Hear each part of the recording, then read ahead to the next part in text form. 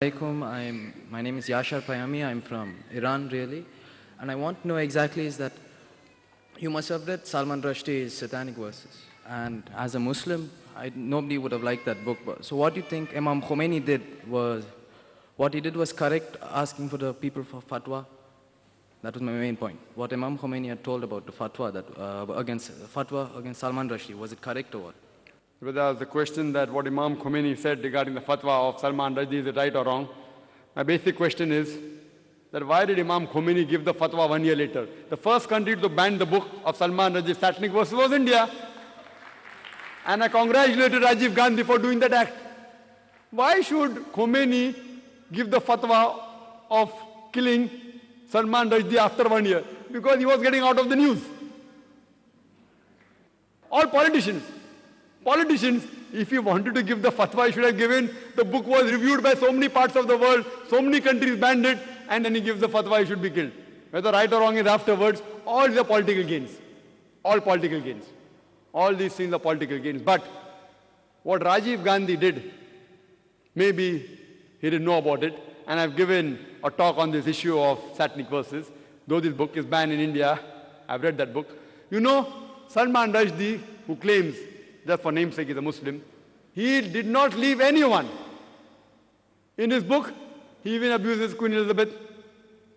And the same British government who had banned an American author for using a four-letter word, father, uncle, cousin, king, for the policy of Margaret Thatcher, that same Salman Rushdie, he makes it active and uses ing. And yet the book is very popular. So one American author, they banned because he uses a four-letter word for Margaret Thatcher. This another person, Salman Rushdie, makes it active, ing, for the same Margaret Thatcher's policy, but he gets an award. Why? Because he's maligning Islam, so they're very happy. And do you know, he even did not leave Ram and Sita. You know, these people are respected by the majority of the Indians. He even abused them. I don't want to use that word. He abused them also, he don't leave them. And many of the people are supporting. So maybe Rajiv Gandhi didn't know. But later on, if you read that book, you realize he did not leave anyone. So if a person who keeps on maligning, etc., Allah says in the Quran, in Surah Ma'idah, chapter number 5, verse number 33, as to anyone who wages a war against Allah and His Messenger, there are various options given, that you can either execute him, you can crucify him, chop off opposite limbs, or take him out of the country. And this law is not only in the Quran, it is even in the Bible. If you read the book of Leviticus, it says that anyone who blasphemes the law, you should stone that person to death. Even a passerby who is a stranger should stone that person to death who blasphemes the law. So this law is then all the religious scriptures, not only there in Islam, in most of the religious scripture for blasphemy, whether it be Christianity, whether it be Islam, whether it be Judaism, for blasphemy, if it's a confirmed blasphemy, if it's that part of the country. We cannot give fatwas here, they should kill him, etc.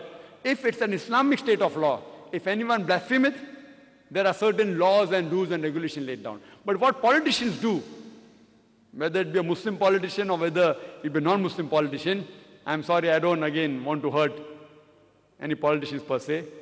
If not all, I say majority. You find somewhere or the other they compromise for their own vote bank. And that's the reason that it is said that religion and politics, that you pose apart, they use religion as a plank to see to it that they get fame, etc. And that's what people do, which we people should be aware that the fatwa given by Khomeini, it was just a political gimmick according to me. But banning the book, what Rajiv Gandhi did, was perfect. He banned it, he was the first. And now they're thinking of removing the ban. I don't know whether the ban has come out or not. There's another statement that they're trying to remove the ban. But if anyone blasphemes the Lord in Islam, in Christianity, that person according to Christianity should be stoned to death. In Islam, there are 4 options. You can even exile him. Christianity, no option. Christianity, only stoning to death. In Islam, there are 4 options you can choose. In Christianity, you have to stone that person to death. Hope that answers the question. Good evening, sir.